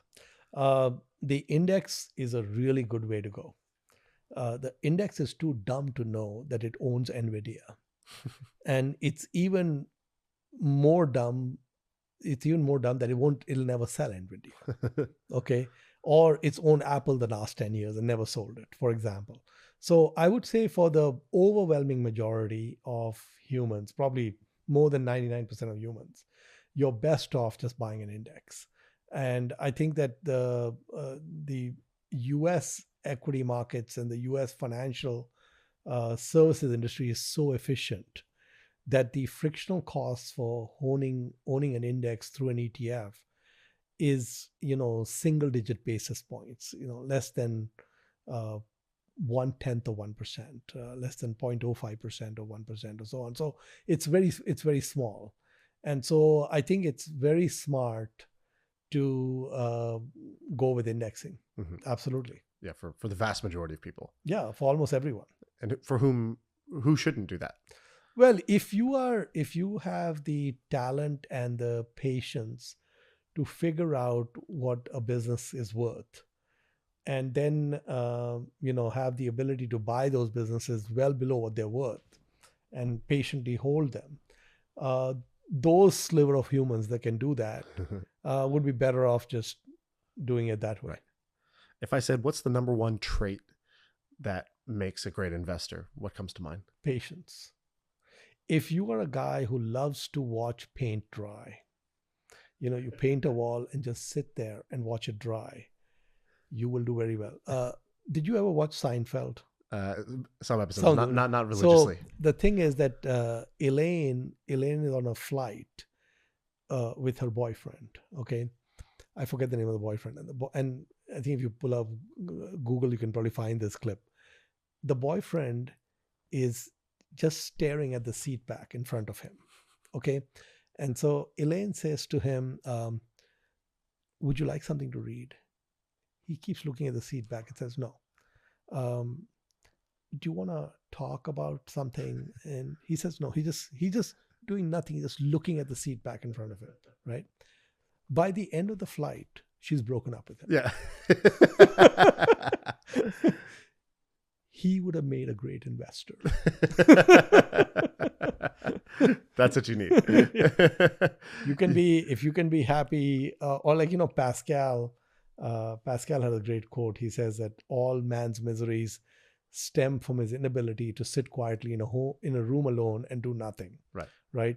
And so if you have this ability to watch paint dry, watch the back of an airplane seat for a few hours, and just be in a nirvana state, this is the work you need to be doing. I don't know if you know this, but you have fans in a subreddit on Reddit. I don't know if have you ever been on? I haven't done much on Reddit. No. So when I was doing my research for this, I'm seeing what do people think about you, what questions do people have, and I go, and one of the best comments that I thought was such a great compliment. They go, "The day I knew that this is my guy I want to follow. He's on CNBC. He's on a TV show, and they're asking for stock picks. So give me a stock pick." And they go around the horn, and everybody gives their stock. It's going to be this. It's going to be this. This is going to go up. And they go to you, and you go, "I don't really give public stock tips like this." And they're like, "Well, you're on TV. You got to do something." And they're like, the comment was, he refused to just like randomly name a pick or tell people to go buy something. And the TV hosts were like, "Why are you on TV?" And he was like, "That's not what I do." And then he just stayed steadfast. And I thought it was such a great compliment, but also so big of a contrast from you go watch Kramer or these guys, and it's like you go on and it's like overstimulation telling you got to do something right now. The opposite of patience, basically. Yeah. Should people avoid that? Yeah, I mean, I think that it's a big red flag if you're taking stock tips from some guy on TV. I think that's just not going to end well. The guy on TV is not going to be there when it's down 30%. Right. He's off somewhere, not available. Have you seen the reverse Kramer index? It's not just him. Yeah. People just, whatever he said, do the exact opposite, and you're up like you're crushing the market if you just did the exact opposite of this guy. Yeah. So, I mean, I think that like I said, I think indexing is a great way to go for most people. I mean, I wish in high school, so even middle school, compounding was part of the curriculum from an investing point of view. And just it's really simple, but the people don't pay attention to the math. There are three variables that matter with compounding, right? I mean, one is the starting capital you have. The second is the annualized rate of return you get, and the third is the length of the runway, right? Now, there's something known as the rule of 72, which is a kind of mathematical, just a very helpful rule. Explain it. It's a beautiful I rule. learned this, luckily, one teacher in college. She used to be a student. She came back to teach because she's like, I wish we actually taught things that were relevant in the real world. So she took it on herself, became a teacher to come back and teach personal finance. And the one thing she did was she's like, compounding is the eighth wonder of the world. And let me just tell you the rule of 72. Very simple math. But explain so the rule of 72 is just a mathematical quirk that happens to work. So for example, if I'm getting a 7% return a year and I want to know how long is it going to take for this money to double, I can take 72 divided by 7. It's approximately 10. 10 it's years to double. 10 years, right? Now, if I have a 10% interest rate that I'm getting, and again, if I do 72 divided by 10, it's 7 years. So you can switch between the years or the interest rate, and it tells you the other one. Right. And this is the most important thing in life is how long does something take to double? Okay, because that basically leads to everything else. So, for example, if you look at someone like Warren Buffett, right? He started his compounding journey when he was like 10 or 11 years old. I think he would say it's when he was 7 years old. He's going to be 94 this year. Okay, that's a 87-year runway so far, right? Now, the thing is that if you have a really long runway, then a low rate of compounding would still get you a big number. Or if you have a shorter runway and a higher rate, would again get you the same result. So it's very important in life, and that's why I think that I wish they do this in high school, is to start that engine early. So for example, let's take a situation of someone who's just finished college, right? At 22 years old, they got some job, maybe like making 70, 80,000 a year or something. And they put away $10,000 in their 401k, right? They're 22 years old in an index, right? The index has done 10% a year. Now, what that means is the 10% a year means that 10,000 will double every 7 years. So let's take a situation where the person is now 64 years old, right? Now they started at 22, it's 64, so it's 42 years. 42 years is 6 doubles, right? I do this to make it easy. Right. Okay, so 6 doubles, right? That's 2 to the power of 6. 2 to the power of 6 is 64. So that 10,000 that the person saved at 22 is 640,000 at 64. But that's not all they have. At 23, they save 11,000. That's again sitting at some big number. Right. And you keep going. And sometimes we see these news articles, there's some guy who's a janitor of some college, and he gives 4 million to the college and lived in a 1-bedroom apartment, whatever, right? Why are we surprised? Okay, if you actually run the math, he actually didn't even save that much. And he didn't even have such a great compounding engine. It's not like he found Apple 20 years ago or something. That's not what happened. What happened was that there was a consistency. And so actually my pushback to my dad when he was telling me to start a business is I was telling him at that time, I said, look, I got a 401k. I got 30,000 in the 401k, right? I'm continuing to put 15% a year. My employer at that time was matching the first 2%. So it was becoming 17%, tax-free basically. It's tax deferred. And my income's going up over time. So I was when I first started working, my salary was 31,000, right? So I'm saving 4,500 a year, right? But if I was still working, my pay would have been hundreds of thousands or more. And I'm putting away a lot of money. So by the time I get to retirement, it's like, it's game over. Right. You know, lots of extra cash available, no problem. And I never missed the money because it was pre-tax, Right. taken out. So it's just great. So I think I wish that young people understand that, yeah, listen, you can pursue lottery tickets, you can pursue entrepreneurial dreams, you can do all of that. That's fine. But on the side, keep this going. And started early. Let it be boring. Let it be a stupid index fund, Vanguard, and whatever. And that's it. The tortoise is going to win the race. Right. You know. What's the circle the wagons philosophy? Well, the circle the wagons philosophy actually came out of when I was thinking about Buffett's letter last year to shareholders, the 2023 letter. He pointed out that in 58 years of running Berkshire, there were only 12 decisions that he had made that had moved the needle for Berkshire. Now, Berkshire had a tremendous run. They've compounded, till recently we're compounding at 20+% a year for 58 years. That's, if you're doing, if you're 20% a year, you are doubling every 3.5 years. Okay. And that means after 35 years, it's a 10 doubles, and 58 is another 23 years.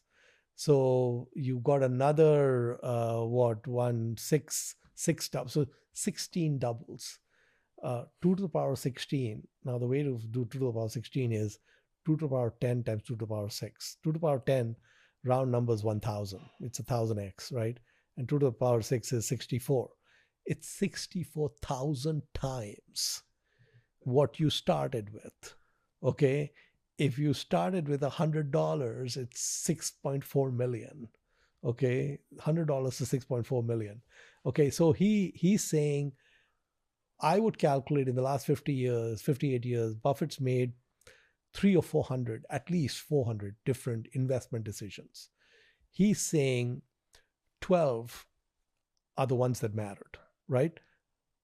The god of investing has a 4% hit rate. That's the god of investing. That's why we should index. Right. What are the rest of us mere mortals supposed to do? So now the thing is that I was thinking about his 12 bets, right? And I thought about, okay, which were the 12? And I think he never mentioned that, but you could guess which one. C's would be one of them. Coke would be another one. Amex, Gillette, Cap Cities, Washington Post. You can come up with the names, Berkshire Hathaway Energy, Ajit Jain, hiring Ajit Jain. Probably was the biggest bet for them. It paid off huge for them. Yeah, what's the story with Ajit? There's something about the recruiter for him. So what I realized when I thought about these 12 bets was it wasn't the buy decision. The buy decision is important. The important thing was they never sold. C's stayed in the stable for 50 years. Coke has been in the stable for 40 plus years, right? So it wasn't the buy decision. It was the paint drying decision. Okay, that was the important thing. So when you find yourself in the happy position of a small ownership in a great business, just find something else to do with your time. Play bridge or whatever. Right. Have you considered golf? I have. Yeah. Golf is great. And so if you ask Charlie, he would say the single best investment Berkshire Hathaway ever made was the search fee they paid to hire Ajit Jain. Okay. Now, Ajit Jain walks into their offices in 1985, actually, never having worked in the insurance business, right?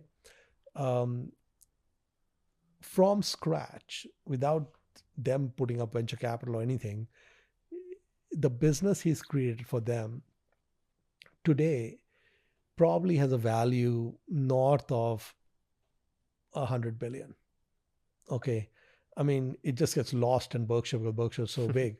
But I'll give you an example of a a discussion I had with Charlie. I think that's maybe 2-3 months before he passed away. So he was telling me that Berkshire Hathaway writes super catastrophe insurance, like insurance against hurricanes, earthquakes, and so on, right? And many years when people are looking for earthquake insurance in Florida, hurricane insurance in Florida, Ajit would look at the rates being offered and just take a pass. Okay, basically he would find it's too competitive, whatever else, people are not giving enough. Okay, what he did in 2023, and they mentioned it at the meeting actually, is that he wrote hurricane insurance on Berkshire's behalf, reinsurance, with a maximum payout of $15 billion. So if these hurricanes had hit, now basically the math is like this. I just want to explain how Ajit's mind works. Berkshire would pay out on a big catastrophe like in earthquake, hurricanes, 3 to 5% of the total insured loss incurred. So for them to have a 15 billion payout, you would have to have had an event with insured losses in Florida of 300 billion. It's beyond Andrew and beyond Katrina. Right. It's beyond all of those, right? So it'll need to be a really big event for them to have a 15 billion payout. The premium he collected to write that 15 billion policy, take a guess. Take a guess. 5 billion. He collected 5 billion. Oh. Okay. And I was sweating that guess. No, but he collected, that's exactly what he collected. How much did he pay out in 23? 0. There was one that came through. My guess would be they might have paid out 300-400 million. Okay. Some 300 million. Collect 5 billion. And what Charlie said to me is, Ajit's done this about 6 times. Okay, where he's picked the years that he's written these policies, because what was happening in most years is the premium offered was 2 billion. He just took a pass. Right. All the other insurers wrote that policy. Berkshire took a pass. Right. No called strikes. Right. And now, for example, we had some unusual losses. Like, for example, that ship in Baltimore. Right. Now that's going to end up being about 3 to 5 billion in losses. Right. And it's the biggest maritime loss in global history. It's going to change premiums for ships in the future. Berkshire will probably be writing when everyone else is saying, I don't want to do that. Right. It's like the cat who sat on a hot stove and doesn't want to sit on any hot or cold stoves ever again. Right. You have a thing over there I saw in your office that says, it's like a placard. It says, trouble is opportunity. Absolutely. That's a What's quote. the story of that? It's a quote by John Templeton. And I actually, there's a good friend of mine, Prem Watsa in Canada. They call him Berkshire Hathaway of Canada, Warren Buffett of Canada. And I had seen that plaque on his desk, and somebody sent it to me. And so it's a great quote. I mean, I think that's what we're trying to do as investors is we need to be fearful when the world is greedy, and we need to be greedy when the world is fearful. And so basically, when the world is running away from coal, we need to run towards coal. Right. So I'm always looking at what is hated and unloved, right? And usually you will get a lot of mispricing when something is hated and unloved. Right. Tell me about Bitcoin. Are you a fan of crypto? Bitcoin? Are you a believer? Outside my circle of competence. And I would say that if you put a gun to my head, I would say it's going to end badly. Why is that? It's in the eye of the beholder. There is no intrinsic value, as I understand it, to Bitcoin. Now, you can argue that there isn't an intrinsic value to the dollar, but it has the full faith and credit of the US government, which is then backed by the hardworking American people. So basically, I think that it's for me, it's in the too hard pile, but I think for most people, I would just say take a pass. Right. Most people who have invested in Bitcoin couldn't really tell you why it's or what it's going to be worth and why it should be worth that. Okay, fair enough. So one of the reasons I wanted to fly here is because it's fun to meet these kind of outlier investors or even just hear the stories. And I've heard you tell a couple stories about guys I've never heard of that I would love for you to tell the story, because I think most people have never heard of these people. So tell me about Nick Sleep. Who's Nick Sleep or Junjunwala, whichever is your favorite. Give me one of the stories that you love. I think Nick is a wonderful guy, and there's a book called Richer, Wiser, Happier that came out maybe 2-3 years ago, and there's a chapter on him. Nick is very he's a recluse. He doesn't do interviews and such. I was actually surprised he even talked to the author, but Right. It's worth reading the book. And he and his partner Zach, they would come into their office and basically just sit and read annual report after annual report till they were blue in the face. I mean, they were just, and they would want to see if they could understand different businesses. And that exercise of reading those annual reports led them to the annual report of Amazon, right? And for example, I've been a customer of Amazon, known Amazon for a long time, etc., familiar with the business. But every time I would take a cursory glance at Amazon, it looked very expensive. On an earnings basis, a PE basis, it looked really expensive. And the reason it looked expensive is they were investing so far ahead of the curve on their growth that what should have been categorized as capex was just categorized as expenses. So the U.S. government was really funding their growth because there were no taxes being collected. Now, what Nick and Zach were able to do, because they were just sitting in their office with no distractions, reading year after year of Buffett's Bezos's letters, and the Bezos letters are worth reading. I mean, I think they're very clear. He clearly laid out in those letters what he was up to, right? And that he's basically that he wasn't completely candid, but he was basically, you could tell that the business had very high returns on capital, and he was investing. He was throwing a lot of things against the wall, but basically they were very low risk bets. If any single bet didn't work, it wouldn't sink the company.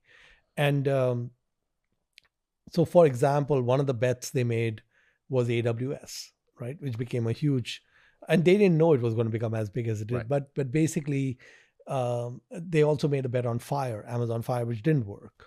But basically, I think what Nick and Zach realized is that here was a very gifted capital allocator who understood all the different facets of building a team, going after different markets. He actually disrupted multiple industries. And so they had placed a bet on Amazon. And because Amazon was doing so well, it was becoming a larger and larger portion of their fund. And in the UK, there are more regulations on hedge funds than we have in the US. The UK regulator was telling them that we see this position as very high risk, and you guys need to diversify. So they were getting pressure, and they felt that they understood the business so well. So they looked at each other. They were managing, I think, 2 or 3 billion. They had made hundreds of millions for each of them. And they said, look, we are independently wealthy. We never thought we'd be here. We're young. Why do we have to listen to some regulator, right? We could return all the capital to all our investors.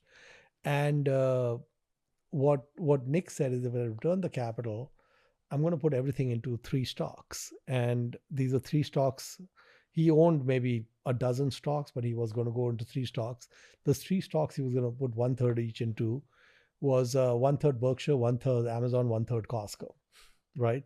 And So he said, I'm very comfortable with these three stocks. They're very built to last businesses. And he did that.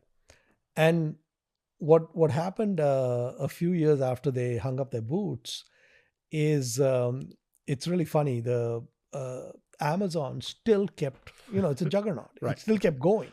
And so it became 70-80% of the pie. So instead of them being 1/3 each, it was 80-10-10, for example, right? And Nick decided that, maybe I should take some chips off the table here. And so he cut the Amazon position in half and bought another business, which has not done well. It went sideways. And that goes back to Buffett's point of 12 that worked in 58 years, is we are not going to, if Warren Buffett has a 4% hit rate, the rest of us are going to have a 2% hit rate. Okay. So, but you also need to get rich just once. So I think that what worked really well for Nick and Zach was they took the Buffett lesson, which is that once you have a great business, just leave it alone. Now, even after he was sloppy and he took chips off the table from 80% or whatever, he's still done very well. Right. And I think one of the things that investors forget is that if you look at the Walton family, none of them are running Walmart. Sam Walton passed away a long time ago. It's been several decades since Sam Walton passed away. The Waltons have, for the most part, kept the Walmart stock. And for most of them, it's almost the entire net worth in a single stock, right? So more concentrated than even Nick Sleep is, right? And it's not a business that they control. It's not a business that they run. It's not a business that they're on the board of. None of them gives them sleepless nights, right? And so, for example, in 2018, I started visiting Turkey. And I was just looking at things hated and unloved at that time. And I saw that the Turkish markets were screening really cheap. Everyone and the brother was just exiting Turkey. And I have a really good friend of mine in Istanbul, very good investor, kind of classic Ben Graham investor. And I told him, hey, Haider, I'd love to visit Istanbul. And I'd love to, if we could visit all the companies in your portfolio, starting with the company with your strongest conviction, biggest position, to the smallest position. And I said, don't take me to see any companies where you don't have money in. Okay. He said, Mohnish, it'd be a blast. So I went in 2018, first time to Istanbul. The bluefish on the Bosphorus was great. And all these different businesses we saw were great, and I didn't really do much work. He told me what places we were going to, but I just said, let me meet the companies first. I went back in 2019 and we're driving to this company. And like I said, all these Turkish names and companies, I said, I will do the work on the back end. I'm not going to spend time. So as we're driving over, I said, Haider, remind me, what company are we going to? What's the Cliff Notes version? He said, okay. He says, this company we're going to visit, Reysas, has a $16 million market cap. And he says liquidation value of the business, if you sold it today, is $800 million. So I said, is it a fraud? He said, no, I'm invested in the company. And so I said, you're telling me the company is trading for 2% of liquidation value? He said, yeah. I said, why? He said, it's Turkey. Everything's cheap. I said, but this is the outlier cheap. Okay. And Reysas basically is a very simple business. They the largest warehouse operator in Turkey. They rent out all these warehouses. These are 99% leased, inflation indexed, and they're leased to Amazon, IKEA, Carrefour, Mercedes, Toyota, like blue chip clients and all of that, right? So I went and met the father and son who run the company and the founders. And then after that, I went and visited a bunch of the warehouses. And I couldn't find anything wrong with it. Basically, and he was absolutely right. If you just went to any realtor in Turkey and said, this is their 80 warehouses, give me a value on each one, he would just look at the rent and he would tell you, okay, you're looking at about $70-$80 a square foot for each warehouse. They had 12 million square feet. It was about $1 billion, and there was 200 million of debt. So 800 million liquidation value and 16 million market cap. Okay. And so then I thought, okay, this thing probably trades by appointment and maybe can't buy the stock. But Turkey has very high trading volume because they're all gamblers. And so I found that when I started buying the stock, that huge volumes are available. And I spent $8 million to get a third of the company. Okay. Now, the way I look at it is that, when you look at, Buffett's letter with the 12 positions, or you look at Nick Sleep with Amazon, right? The family that runs the business, they have maybe 40-45% ownership, right? I'm an outside investor at 33%. I have no board seat. But the way I look at Reysas is the way the Walton family looks at the Walmart stock, right? I said, and what I've noticed since then, since 2019, is they have increased the value of that business. So I would say that probably today the business might be worth 1.5 to 2 billion, somewhere in that range. And I think they'll continue, because I've never seen them make any decisions that were stupid. They're very smart about the decisions. It's very well run. So I say, okay, basically, we are done. We will keep that business. I don't care about the stock price.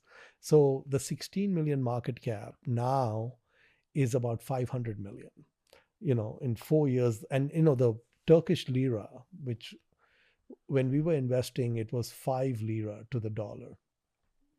Today, it's approaching 33 lira to the dollar. Turkish lira has collapsed. In dollars, we're up almost 30x, right? But the business is worth more, right? And so the thing is that it's exactly what Buffett says, is that basically just leave it alone. And as long as that family and that father and son are running the business, we will just keep our stake and let it keep running. So basically the idea is that I'm also going to, when I look back, going to find there were a few things that moved the needle big time, and the rest didn't. Right. And the key to moving the needle is inactivity. And so that's what you got to be.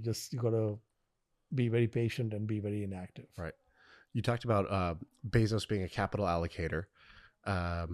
Buffett, obviously, capital allocator for Berkshire.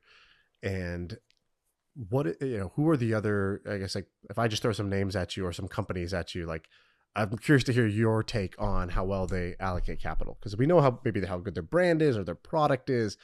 But we were talking about this yesterday. There's a transition from, you're a product manager where your focus is building product, and you're a people manager where you're building an organization. And then you're a money manager, and you're now, you're sitting on $100 billion. You have to figure out some way to invest it. This is like, so tell me, Meta or Facebook, what do you think? How do you think they've done with capital allocation? Well, I think it was really surprising to see how he did a 180. I mean, I think Mark basically moved from being a spendthrift to being a Patel. Literally, I just can't. I think it was remarkable to see an entrepreneur pivot that way. Right. So, Meta was a country club. They had all this spending going on in all these areas, and he really tightened it up. And it showed up in the numbers. Mm-hmm. Facebook is a great business. All the different brands they have and different properties they have are tremendous. It is the norm in capitalism that great businesses will be sloppy with how they execute. I think normally it's very rare to find a great business, which is also tight-fisted. And Meta wasn't tight-fisted, but it is now. Mm. And so that was just wonderful to see. So I Right. think, I think the capital allocation there is excellent now. Right. What do you think about Elon Musk, fellow Texas resident? Um, the United States, this is one of the just most beautiful things about the United States, is Elon wasn't born here, okay, and he wasn't educated in his first 20 years of life over here. We, the United States, got a finished product basically, and he's created tremendous value, tremendous jobs, and disrupted multiple industries. Um, I think Elon is a exceptional allocator of capital. Yeah, it's terrific actually. And Tesla gets there's a lot of conversation. Is Tesla overvalued? Is it undervalued? Is it, too frothy? I guess, what's your take on when you look at a business like Tesla? How does your mind analyze a business like Tesla? It goes into the too hard pile. I would say this. I would say that Elon is not human. Okay, he's beyond human. If you just think about all the things he's done, I mean, now the neural net and Boring Company, and what he's doing with SpaceX and all that, it's just really very remarkable. The execution is off the charts, and I think, like I said, I think it's just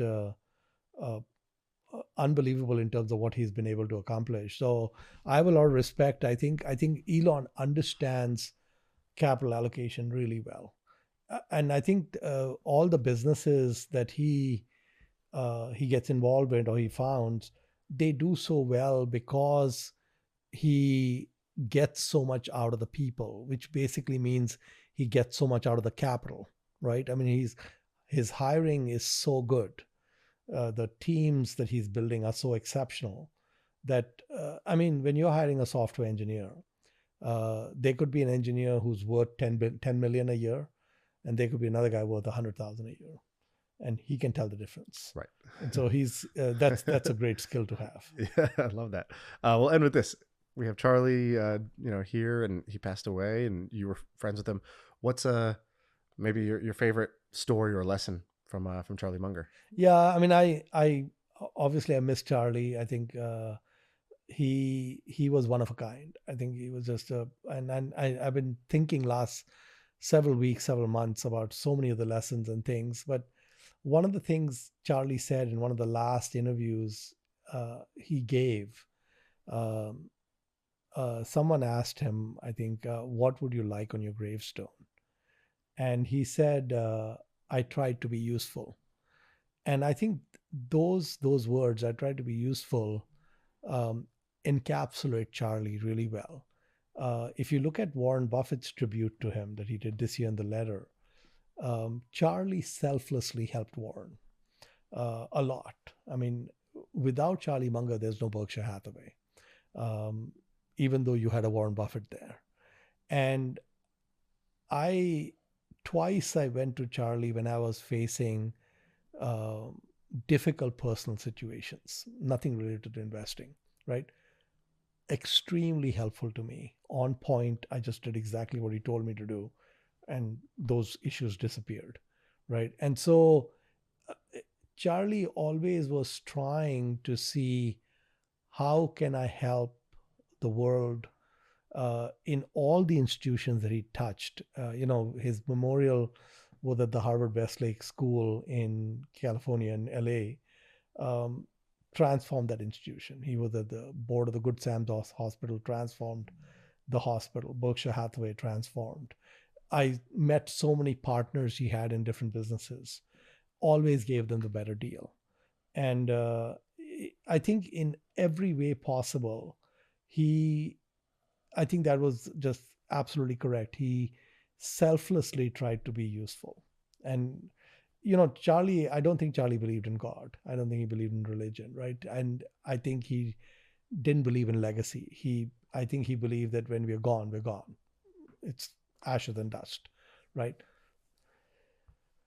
till one day before he passed away. He was in the hospital. He knew he was dying. He was trying to get one last grant done to a nonprofit. No upside to him. He's dying. Right. 6 days before he passed away, he was buying a stock. Okay. A stock we discussed, and I'd sent him a write-up on. So I'm just saying that I think Charlie extracted everything he could from his mind and his body. The other thing was that he never complained. Lost sight in one eye many decades ago. He was almost blind in the other eye. He cared most about reading, right? That was most important to him. And I saw him one time when the second eye was giving him a very serious problem where he could have gone blind. This was maybe 10 years ago in the second eye. Even when he was facing the prospect of complete blindness, he was so stoic. Never said, "Oh, poor me," self-pity. His response to me was, "I'm going to have to learn Braille." That's how he was going to deal with it, And so I think, I think it's just great. We have such a big, rich body of work that he left, Poor Charlie's Almanac. And I think a lot to learn from him. Right. Well, thank you for sharing that. And thank you for doing this. This is hopefully your, process of sharing some of your wisdom. So thank you for doing this. It's a pleasure. I really enjoyed the session. Thank you. Right on. Okay. All right. Sounds good. Thank you.